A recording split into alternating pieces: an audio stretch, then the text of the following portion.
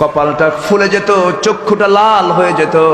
আম্মা জান আয়েশা বলতেন, ইয়া রাসূলুল্লাহ, আপনার তো কোনো গুনাহ নাই, আপনি এত কাঁদেন কেন? রাসূল বলতেন, আয়েশা, কিয়ামতের দিন হাসরের ময়দানে আল্লাহ যদি আমাকে পাকড়াও করেন, আমি মুহাম্মদ আমিও পার পাওয়ার সুযোগ পাবো না। সবসময় মনে রাখবেন, কাউকে যদি কোনো ভুলটা ধরিয়ে দিতে চান, গুড ওয়েতে ধরিয়ে দিতে হবে, যাতে তার মনে হয় এটা আমার ভুল ছিল না, এটা আমার জানার মধ্যে কমতি ছিল, এখন যেটা জানলাম এটা আমার জন্য ইলম ছিল।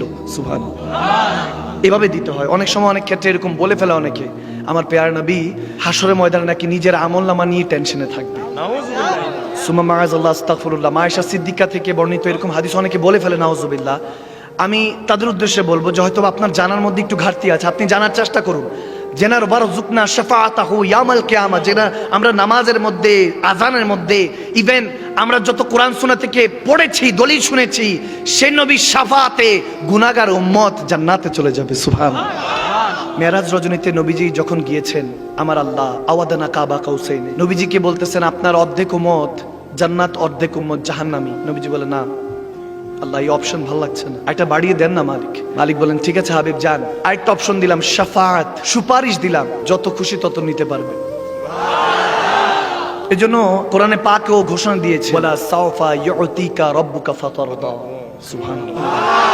রব্বে করিম বলছেন, ওগো আমি শাফাতের ঝান্ডা আপনার কাছে দিলাম, হাসরের ময়দানে গুনাহগার উম্মতদেরকে আপনি নবী ভালোবাসেন, আপনি নবী যাদেরকে চিনেন, ওই মুমিনরা যারা আপনাকে ভালোবাসে, আলা আলা ইমান ইমাল্লাহ মুহাব্বাতালাহু, নবীকে না ভালোবাসলে সে কখনো ঈমানদার হতে পারবে না। আর হাদিসে হযরত ওমরের কাছে নবীজি স্বয়ং বলেছেন কতটুকু ভালোবাসতে হবে, লা ইউমিনু আহাদুকুম, এভাবে বলেছেন, সে কখনো ঈমানদার হতে পারবে না। তো ওমর যখন বলছে, ইয়া রাসূলুল্লাহ ইয়া হাবিবাল্লাহ, কতটুকু আপনাকে ভালোবাসতে হবে? বলেন, ওয়ালিদিহি ওয়া ওয়ালাদিহি ওয়ান নাসি আজমাইন, নিজের পরিবার থেকে, সর সম্পত্তি থেকে, মা বাবা থেকে, স্ত্রী সন্তান থেকে, এমনকি ওয়ান নাসি আজমাইন। ওমর, আমি নবীকে তোমার জানের চাইতে বেশি ভালোবাসতে হবে। তখন ওমর রাদিয়াল্লাহু তাআলা বলেন, ইয়া রাসূলুল্লাহ, এই জানো আপনার কদমে কুরবান। সুবহানাল্লাহ। আমার মা বাবাও কুরবান।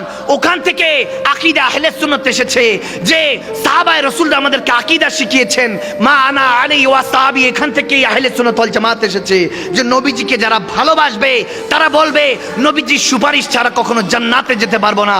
এজন্যই তো আমার আল্লাহ বলে দিয়েছেন, সাওফা ইউতিকা রাব্বুকা ফাতারদা। ইয়া রাসূলুল্লাহ ইয়া হাবিবাল্লাহ, আপনি যতক্ষণ পর্যন্ত খুশি হবেন না, ততক্ষণ পর্যন্ত আপনার প্রেমিকদেরকে, গুনাহগারদেরকে আমি পার করতে থাকবো আপনার সুপারিশে। সুবহানাল্লাহ। তাহলে নবীজি নিজে আমল নামা নিয়ে টেনশনে থাকবে নাকি উম্মতের আমল নামা নিয়ে টেনশনে থাকবে? উম্মত।